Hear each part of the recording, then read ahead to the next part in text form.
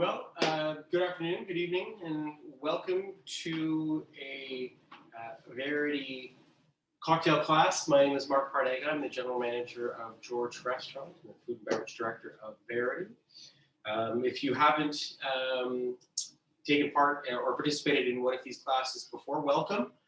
These are a lot of fun. Today we are exploring spring cocktails, spring and summer cocktails. As the weather has finally turned, we're looking for something brighter, fresher, more appealing for the warmer days and nights. We are going to be exploring 3 different cocktails today. What I do like to do is to explain all of the ingredients first, and then we'll tackle each drink and make it individually and then proceed. For the process this evening, Denise is actually moderating the Zoom call here. So if you do have any questions, what I might ask just for expediency is for you to either raise your hand or to type in your question. She will ask me and then I can just quickly answer that and we can proceed. And then following the class, I'll open it up and we can have a proper Q&A. So without any further ado, let's get started. So we're going to run the gamut and I'll explain all of the ingredients. I know it looks intimidating. There's a lot of items here, but I assure you this is not too much for any one of you. So the first thing that we have here, this is the Nel Humidor Tequila. This is a Reposado tequila. It's not a Blanco, which I might actually recommend that you use for the drink that we're having today. The difference being is that Reposado means repast. This is a product which has a little bit of age to it. The 3 categories are Blanco, Reposado, and then Añejo. That is an aged product which has been in barrel for a very long time. Those are expensive. They drink more like cognacs. Reposados can be kind of in between. So they've got a little bit more sophistication to them. Blanco tequilas can be quite aggressive. They can be very lean, very angular. Everybody's had, kind of cheap tequila before. And, there's a place for it. And not all tequila has to be expensive sipping tequila. I think that, a good margarita can be made with Blanco tequila, no problem. So that's what we're starting off with. We then have some fresh grapefruit and some fresh lime. The next product is called orgeat. Now, orgeat is a simple syrup made from almonds. So what historically they would do is they would crush almonds and soak them in a sugar water syrup and do that for a few days. And then strain them, and you're left with this wonderful, slightly nutty. But the funny thing about almonds is that they almost have like a cherry-like taste to them. So you get this wonderful kind of marzipan flavor, sweet marzipan liquid.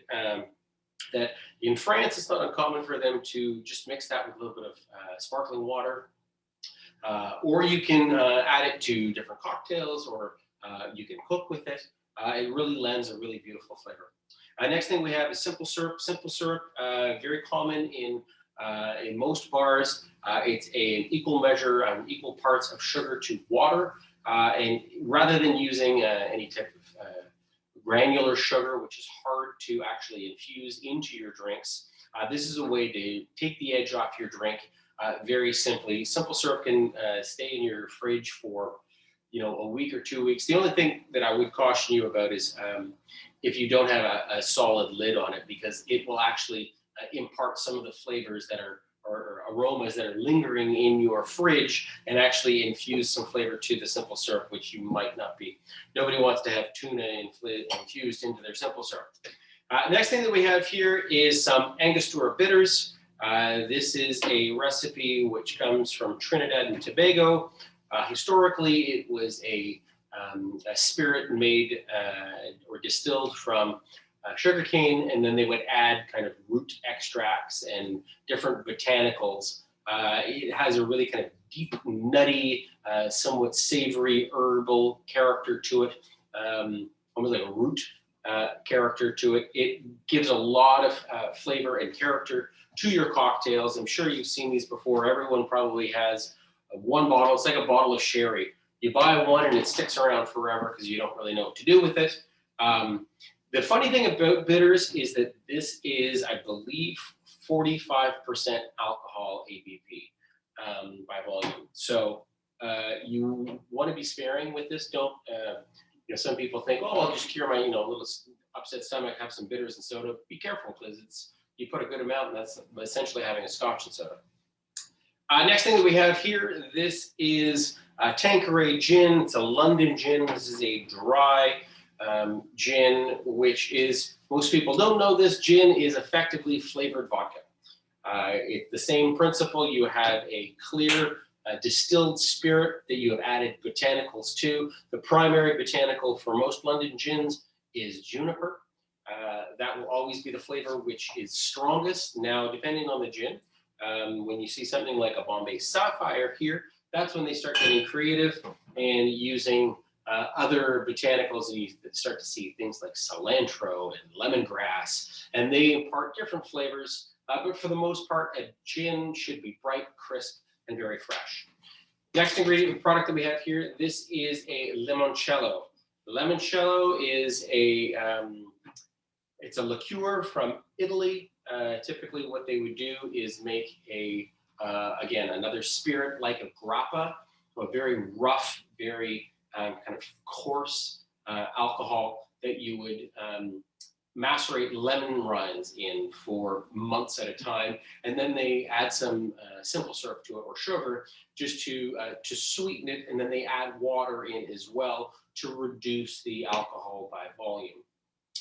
It's used most often as kind of a digestif. It's not really an aperitif in Italy. You drink it after the meal, not really for its kind of medicinal purposes, but just because it's lovely and fresh. Great product. We then have some fresh lemon juice here. Next thing that you see here is a hibiscus syrup. Hibiscus, the flower, when dried, you can make a lovely tea out of it. You can buy hibiscus syrup at places like the Cocktail Emporium.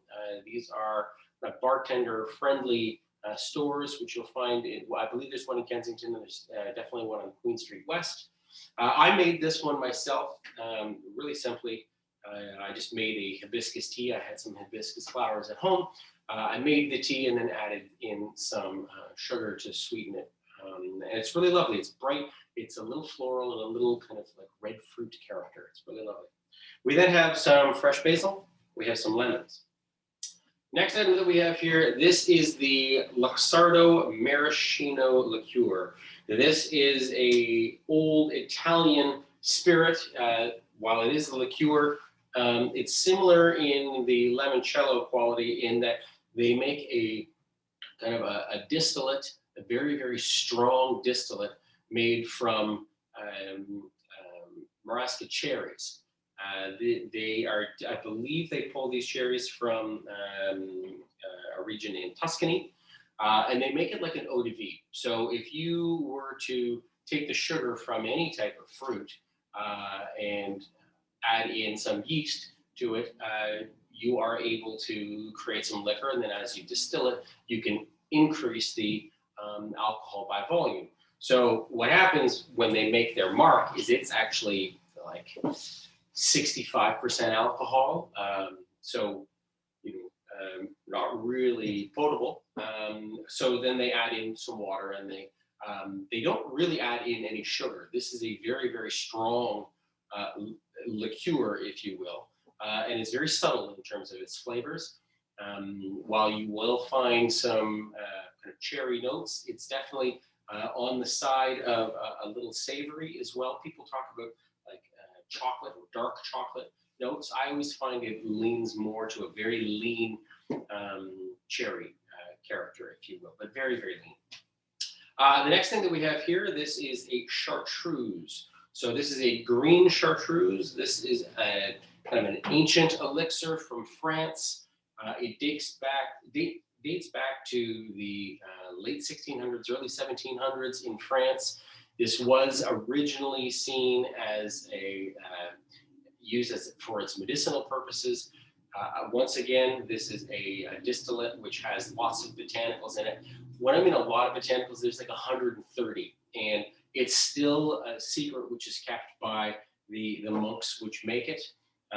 It is a really truly unique product in that this is a natural grain as well. And so if you've ever had any type of spirit which has organic and natural oils that are in it, if you add water to it, it goes cloudy. So if you were to add water to Cointreau, or if you were to add water to absinthe, it gets that interesting kind of cloudy nature, which shows and illustrates that it's using high quality ingredients. Chartreuse has a very unique flavor. You know, some people think it's medicinal in flavor. It definitely has a bent towards a more savory style, but it is a more sophisticated flavor for a lot of people. But it's actually quite lovely. Lastly, we have the Velvet Sapphire Gin, which is like Tanqueray, but a little more expansive in terms of its flavor profile. As I mentioned earlier, things like cilantro and lemongrass give it a kind of a broader flavor. And then lastly, we have some lime juice here. So those are all the ingredients that we have. I think that we should we can get cracking here. So the first drink that I'm going to make today is called a Spring Fling. The Spring Fling is a variation of a drink known as a Paloma. Now, a Paloma, you might have heard or you might have had before. The fundamentals of a Paloma is you need tequila and you need grapefruit. Paloma has a funny history in that for many years, it was believed that it was created by the founder of Don Julio Tequila when he was a young man working as a bartender in Mexico City in the 1920s. And then there was this kind of lurid story that came along with it of how it was invented and who it was made for. And I think it was in about 2016, 2017, when someone was creating a bartender's manual and was looking up the history of cocktails, that only after they dug a little further did they realize that that story couldn't be verified, and they couldn't find any other books that had that story. And with a little deep dive, they realized that it was from an edited Wikipedia page, which has since been deleted. And then they tracked the person who created that deleted Wikipedia page to a bartender in Connecticut in 2004. So what it's revealed is, in all likelihood, the Paloma started in the late 70s in Mexico when an American soft drink called Squirt was introduced to the Mexican market. And people, rather than spending the time to make a proper margarita, were adding the soft drink with tequila, putting a lime rim on it, a salt rim on it, and that was it. So that was the introduction of grapefruit to tequila. It's since become a much more kind of complicated and interesting drink. And so I just want to talk to you about what we're doing today to make the Spring Fling, which is definitely an improvement on that early concoction of the Paloma. So what we're going to do here, first thing that I'm going to do is take 2 ounces of tequila, and that goes into our shaker. So there we are. And then I'm going to take 2 ounces of grapefruit, also into the drink. There we go. I'm going to take 1 ounce of the fresh lime. That goes in as well. Now it's time for the orgeat. As I mentioned, it has that wonderful kind of cherry almond flavor that just really adds a lot of character to it. There we are. That's going to go back. Now I'm going to take the simple syrup just to add a little bit of sweetness. Half ounce of simple syrup as well. Now what I'm going to do is get some ice to go in here. And this is a drink you want to stir. You don't want to shake this drink. This is something which will be served on ice, but it doesn't need to be with smashed ice. I don't want to dilute it by having kind of ice chunks in there. This is just a really refreshing, pretty drink. Then once you've stirred with the ice and it all kind of comes together, then you can pour it into your glass here. Let's just make sure I've got lots of ice here.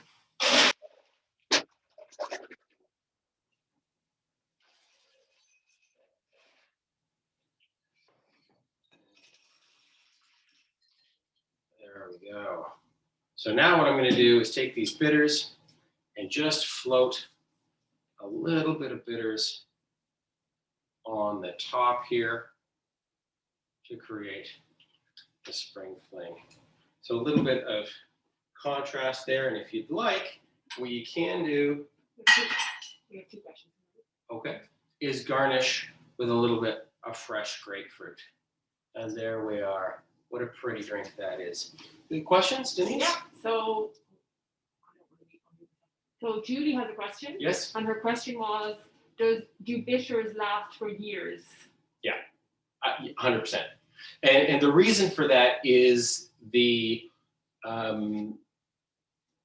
alcohol. The higher the alcohol content, the more stable the drink is. So that's why like a bottle of scotch, even if it's open, is fine for a decade. It doesn't matter. And the bitters being at 45%, 45% alcohol by volume, along with the those bitters, like the flavor profile itself isn't going to change. It's not going to become weakened in its flavor, and it's not going to go bad. And you don't have to worry about it carbonating or anything like that. It's a stable product. The second question that we had was from Laurie, and she asked the same question that I did actually. Yes. Where you got the orgeat syrup. Orgeat. So I love it, and you know I don't really drink this stuff at the moment, but there's a great place, a little it's a pâtisserie. It's a little bakery up on the Danforth called Du France. And so if you're looking for French pastries or foie gras or anything and all things truly French, you'll find it at that bakery called Du France, which just means sweet France. And they have a collection of syrups. Now, I remember I took some courses, some French courses in high school in France. And you know, it was almost like the French, it was their Kool-Aid. They would have orgeat and soda, or they would have mint syrup and soda, or orange syrup and soda. They had this whole collection of syrups that you would add to soda water. And it's not unlike the Italians. The Italians do the same thing. They call them Italian ice. But in France, orgeat is probably the most common. And it's delicious. I love it. No. Okay, very good. All right, so I'm just going to leave that there. I just think this is such a pretty drink. The next drink that we have is it's a truly fantastic drink. But what's interesting about it is that it doesn't have the same history of most of the cocktails that I kind of am drawn to. I actually saw this online. She's a bartender in Australia, in the Gold Coast of Australia. And it was just something that I thought she did a fun, kind of playful riff on kind of a summertime drink. And it's such an eye catcher of a drink, and it's such great flavors that this is a real kind of summer patio sipper, I think, and something that I think you're gonna want to see more of, the drinks like this. So, without further ado, what I'm going to do here, let me just rinse this. Actually, I can use this guy here. 2 ounces of gin.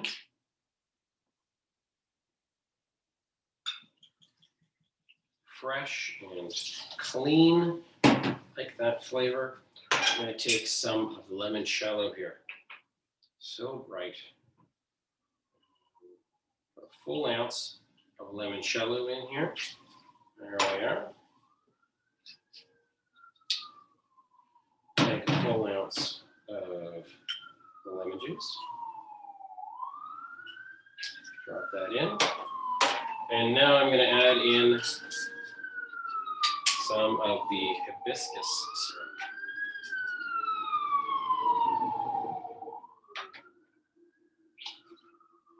So what I'm also going to do here is take some of this basil, and I'm going to add this in to the bottom of my drink here.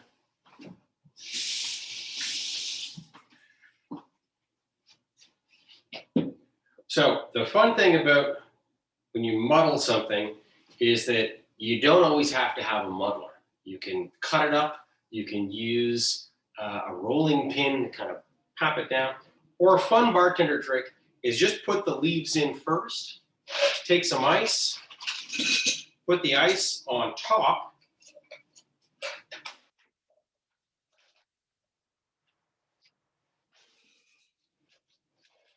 and then add your liquid in.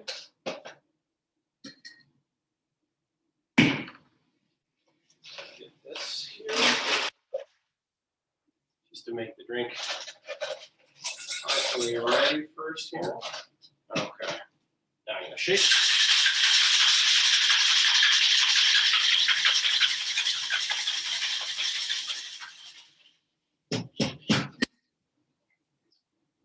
Okay, take some lemon wheels here. Put that down the side here. Put this down the side over here.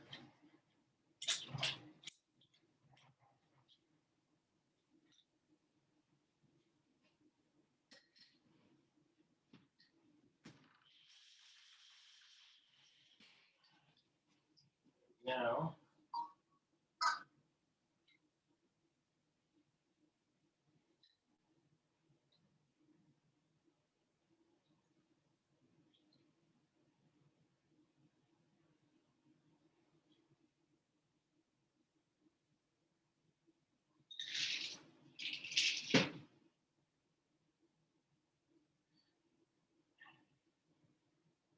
we can just put that in as a garnish as well.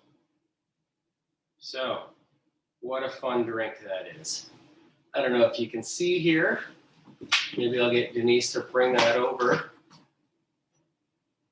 Just so fresh and pretty and vibrant and really springtime fresh flavors.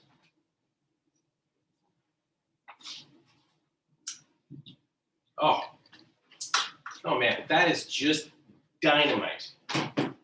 These are two really, thank you, Denise, really fun, fresh, great ways to kind of to entertain with, and they're engaging. You know, this is people, we talk about how with food you eat with your eyes. Well, you definitely do with cocktails as well.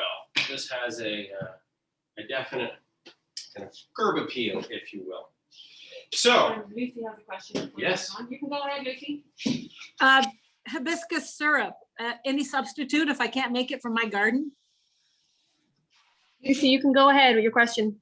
Oh, you can't hear me? Oh, dear. Oh, dear. So I think, is it true? I think my volume is, can you turn the volume?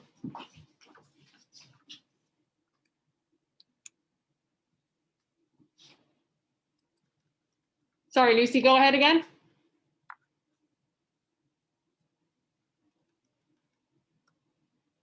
can you hear me now? We can hear you, yeah. Oh, great.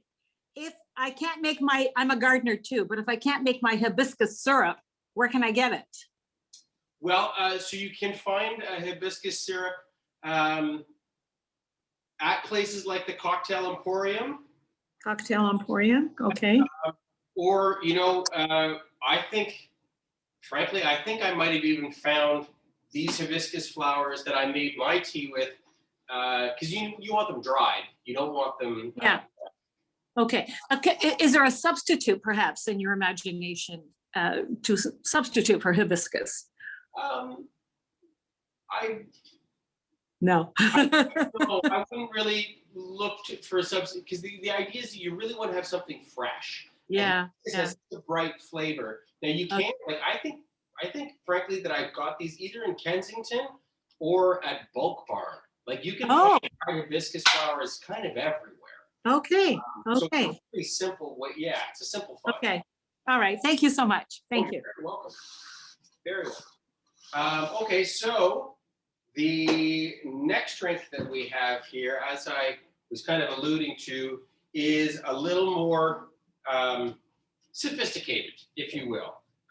It's been around for a very long time, and it is a drink that, I don't often kind of start with a drink like this in terms of cocktail explanations, because it is something which you need to kind of come back to.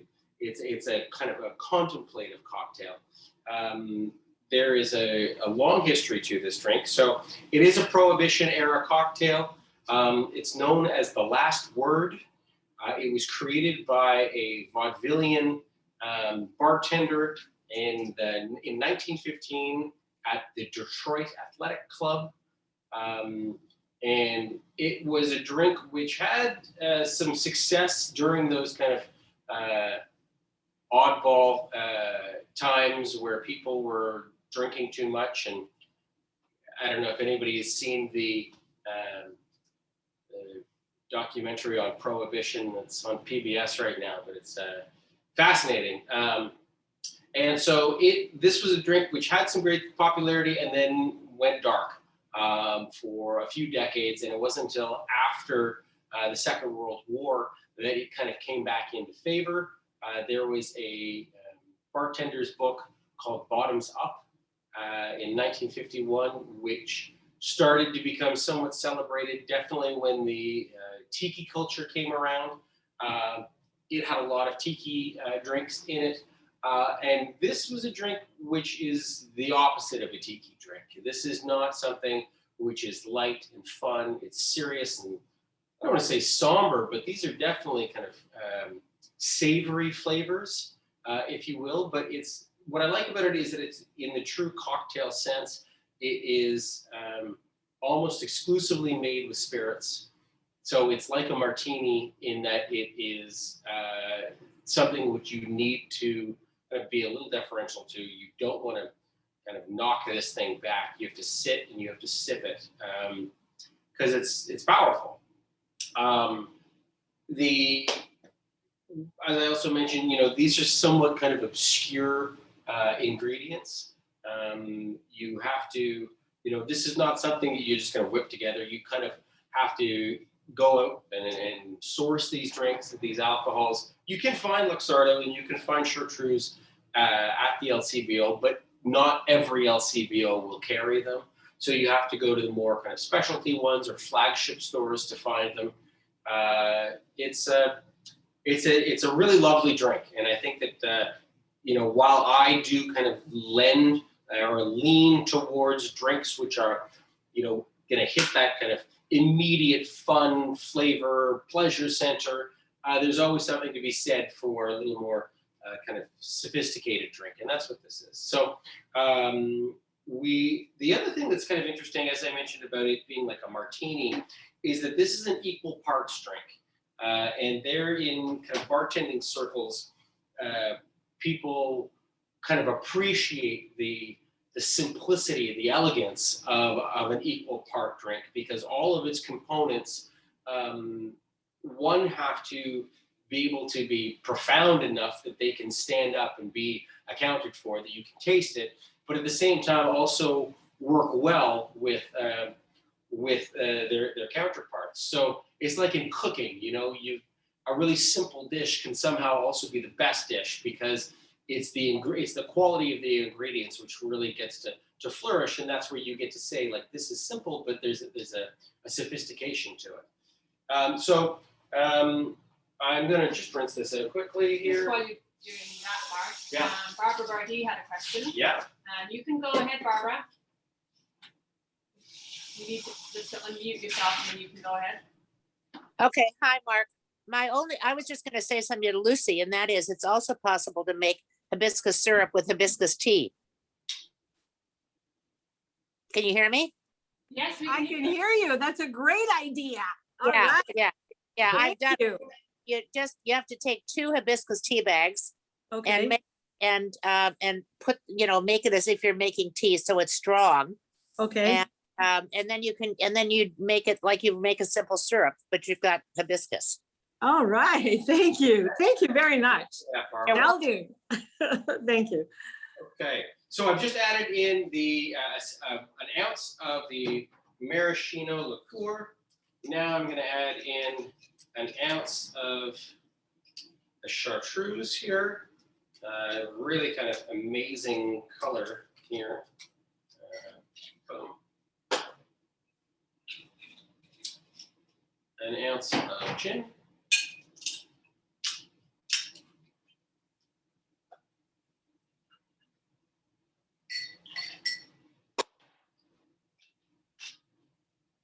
And 1 ounce of lime juice.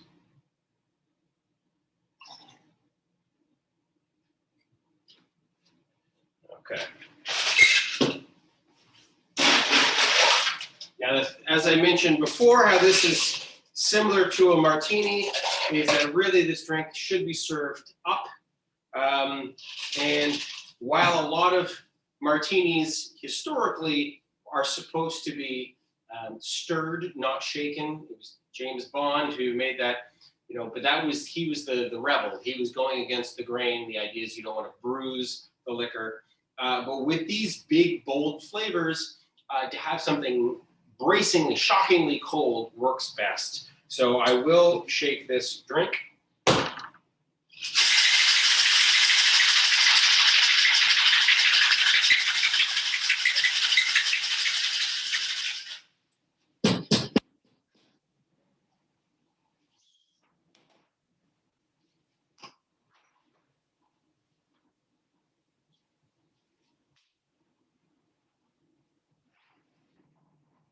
And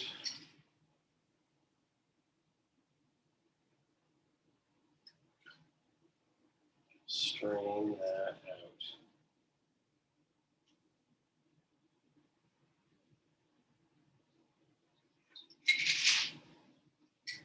Now, typically this drink does not get a garnish, but you can see how little, how dainty, how delicate. And the word of the day for this drink is somewhat elegant. It is fresh, it is herbal, and as I also mentioned, it packs a bit of a punch.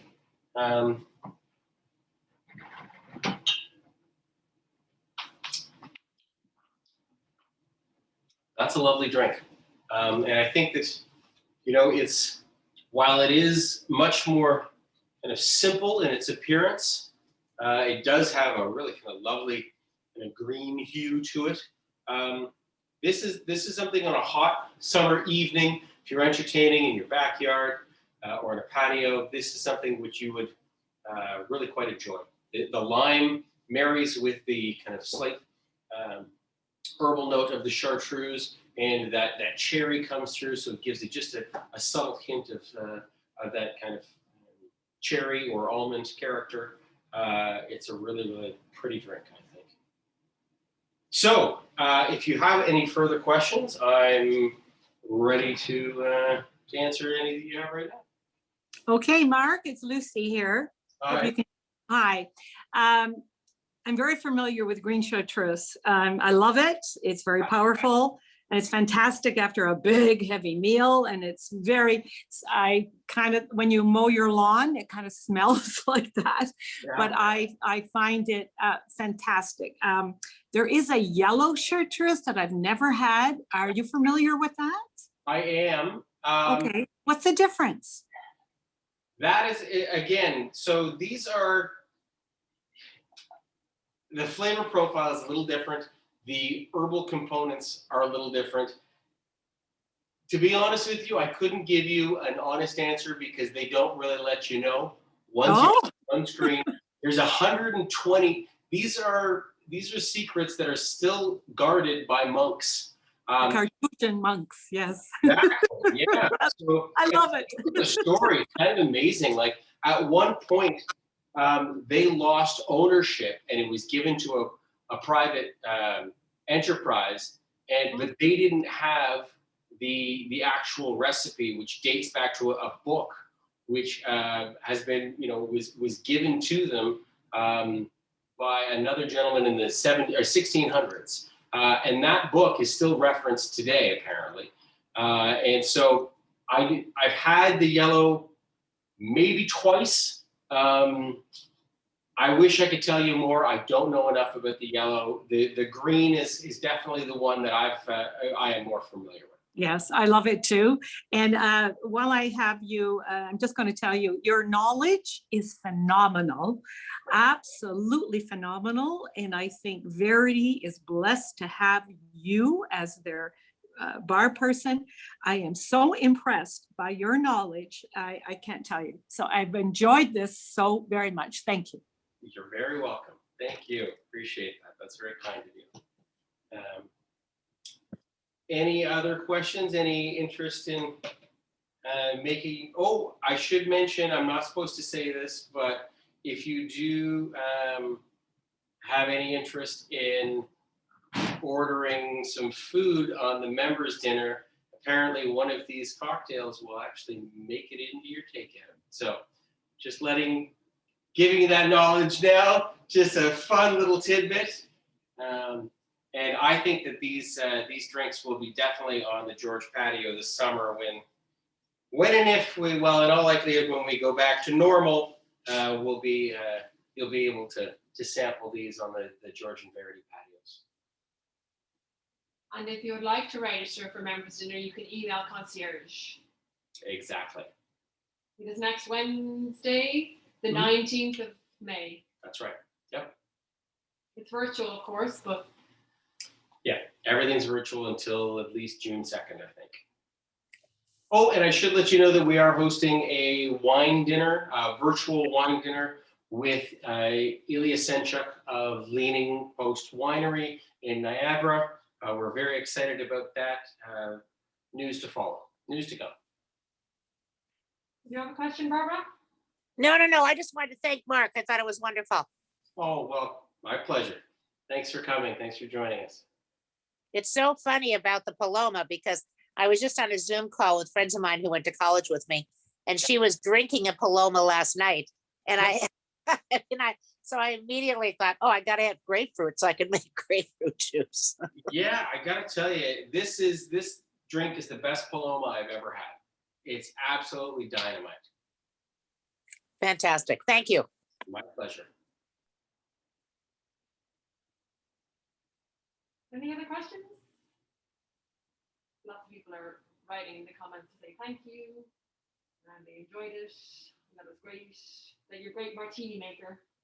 Jane said that she's tasted a few in George. Okay. Well, the video will be posted on the members' website probably early next week with the recipes as well. Mark will send the recipes to me, and I will forward those to concierge, from concierge to you, so you can have those as well. Excellent. Well, thank you everyone for joining. That was a lot of fun, and I'm sure that we will do this again soon. Enjoy those drinks, Mark. Thanks. Thank you. All righty. Very good. Bye-bye now.